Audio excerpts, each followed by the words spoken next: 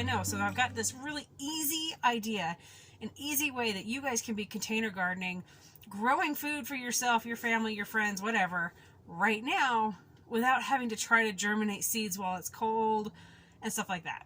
So super, super simple. Many of you will buy celery at the store, right? And if you buy it with the stalk ball right here, where, I mean, I know they've trimmed off the roots, there's no roots, but we can encourage root growth. We can encourage this celery to set roots and then grow more stalks. And how we do that, so I take and I pull these off until my celery looks like this. Just like that. I've pulled off all those outer stalks until I've gotten to the ones with the little leaves. Now I'm going to put this in a pot and I'm going to put it up to the neck. I guess you could call this the neck of the celery right here. I don't want to go higher than that. And the reason I don't want to go higher is because I don't want it to potentially rot my celery. If you've ever tried starting celery in a pot of water, you will see how easy it is to end up with rotted celery. So celery, I found, is much happier if we just plant it to here.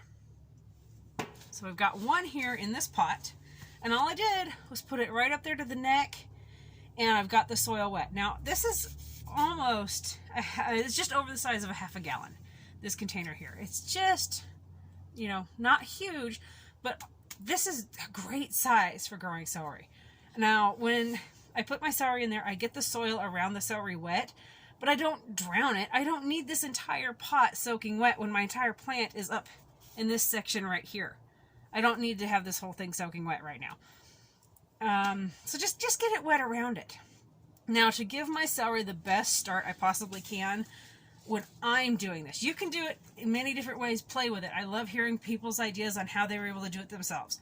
But my personal preference that I've been doing now for a while and having good success with is in the bottom, just about an inch, I put wood chips. Just in that bottom inch down here, wood chips in the bottom.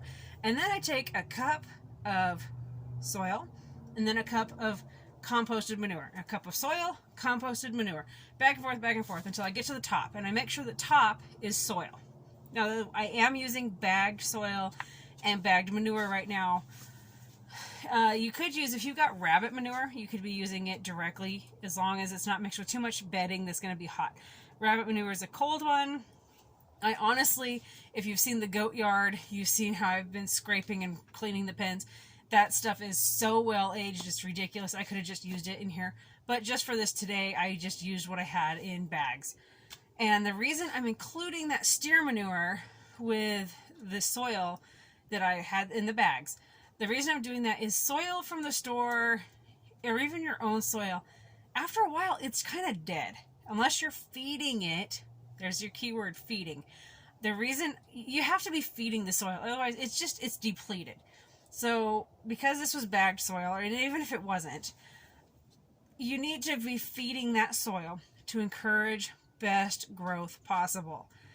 And especially like soil from the store, the bagged soil, it is sterilized. They have to sterilize it to try to get rid of diseases that could be in the soil they're selling, and weeds, seeds, you name it. So to encourage good growth and encourage my soil, or to give my soil the benefits of life, of nutrients, that's where I mix in that steer manure. And I just go every other. And it's encouraging those roots that are on this celery to come down and work their way down. By having multiple layers where it's got the soil and then the manure, it's encouraging the celery as it's setting roots to keep reaching, keep going down. There's more nutrition there. There's more stuff. Instead of it maybe hitting a layer and it's not getting that food that it's needing. And so as you water this, it's going to constantly be pushing it down. Yeah, you'll lose some nutrients out the bottom as it waters. But for the most part, we're going to be mixing the nutrition of the steer manure into the soil and encouraging this plant to just keep growing. Would I use a container smaller than this? Yeah, I would in a pinch, especially if I was going to be just taking out to the garden in a very short amount of time. But if I want to keep growing, this is a good size to grow your celery with pretty much the entire time. I mean, potentially you might have to up pot it to a bigger container, but it should actually do really well in this. I haven't had issues yet.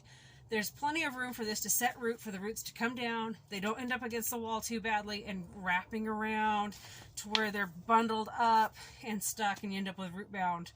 Haven't had that issue. If you do, just take it would be bigger. You're just going to take it, grip it, get it out, dump it out, and then go put it in a bigger pot or go put it in your garden or flower bed, somewhere like that. It's that easy. All right, you guys, if you have questions, put them below. Comments, put them below. I love hearing from you guys. If you like this video, consider hitting that thumbs up button, and I'll see you guys in the next video. Now, just something else I wanted to share. If you start seeing that maybe your celery is lacking or needing something, sometimes I will take a gallon of water, put a couple tablespoons of Epsom salt, like bath salt, not the, no flavors, no smellies, no, just plain Epsom salt. Put a couple tablespoons in a gallon of water, mix it up really well, mix it up really well, and then I'll water with that, giving the plants some extra magnesium that they might be lacking. And then something else, if I start to see on my celery, if the neck potentially starts to rot, I'll make sure to pull the soil away. But if I start to see those stalks are having issues and maybe there's some rot going on, I will take and with a gallon of water, mix 2 bags of chamomile tea into that water. Steep it really well, and then water your plants with that. The chamomile tea is excellent at helping to prevent stem rot, which is very prevalent on seedlings and even tender plants that just as they're trying to get set, trying to grow. So it's not going to harm your plant. It's going to do wonders for them. It's cheap and easy. Dollar store, boom, done. You know, you can even find them, the store brands at multiple stores of chamomile tea. And like in our area, a bag of Epsom salt is like, well, dollar store, you know, there's dollar store Epsom salt. Just make sure it doesn't have any added oils or flavors, smells, whatever. Make sure it's just plain Epsom salt. That's all you need. Not table salt, not pink salt, not sea salt, Epsom salt. So there you go, guys. There are 2 gardening tips: chamomile tea and Epsom salt.